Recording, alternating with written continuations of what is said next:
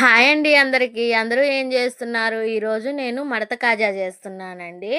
చాలా సింపుల్‌గా జెప్తాను. అలాగే చేయండి. పర్ఫెక్ట్‌గా వస్తాయండి. పిండి తీసుకొని మైదా పిండి ఒక అరకిలో తీసుకున్నాను. అరకిలోకి నాకు ఒక 20 దాకొచ్చాయండి కాజాలు మాత్రం. చాలా ఎక్కువగానే వచ్చాయి. వాటిని చపాతీకి పిండి కంటే ఇంకొంచెం సాఫ్ట్‌గా కలుపుకున్నాను. సాఫ్ట్‌గా కలుపుకొని దాంట్లో కొంచెం ఉప్పు, ఆయిల్ వేసి కలుపుకున్నానండి. ఉప్పు, ఆయిల్ ఎందుకేసానంటే మనకి ఏ స్వీట్‌లో అయినా కొంచెం ఉప్పు వేసామంటే టేస్ట్ డబల్ అవుతుంది. ఒకసారి ట్రై చేయండి.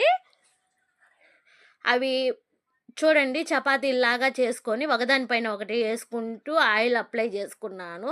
హ్మ్. చాలా పలుచగా ఎంత వీలైతే అంత పలుచగా రుద్దాలండి. తర్వాత వాటిని వీడియోలో చూపిస్తున్న విధంగా మడతలు పెట్టేసుకొని ఇలాగ మళ్ళీ చపాతీ కర్రతో కొంచెం ఫ్రెష్ చేస్తూ రుద్దాలండి. తర్వాత వాటిని మనకి ఏ సైజులో కావాలో కాజాలు ఆ సైజులో కట్ చేసుకోవాలి.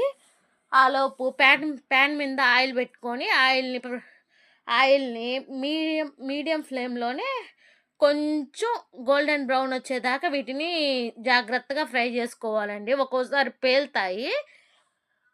అందుకని నేను చిన్నగా ఫ్రై చేసుకుంటూ ఉన్నానండి. చూడండి ఎంత నీట్‌గా కట్ చేస్తున్నానో. కట్ చేసిన తర్వాత ఈ ఆయిల్ కూడా మీడియం, లో ఫ్లేమ్‌లో అడ్జస్ట్ చేసుకుంటూ వేపుకోవాలండి. తర్వాత ఒక కప్పు మైదాకి ఒక కప్పు షుగర్ తీసుకొని సిరప్ చేసుకోవాలండి. మనకు గులాబ్ జామ్ సిరప్ ఎలా ఉంటుంది, లైట్ పాకం వస్తే చాలు కదా!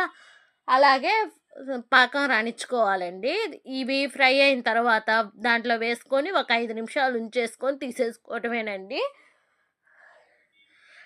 చాలా బావుంటాయండి. చాలా టేస్ట్ ఉంటాయి. ఇష్టమైతే వేలకులు పౌడర్ ఏసుకోండి. లేకుంటే లేదు. చాలా టేస్ట్‌గా ఉంటాయి.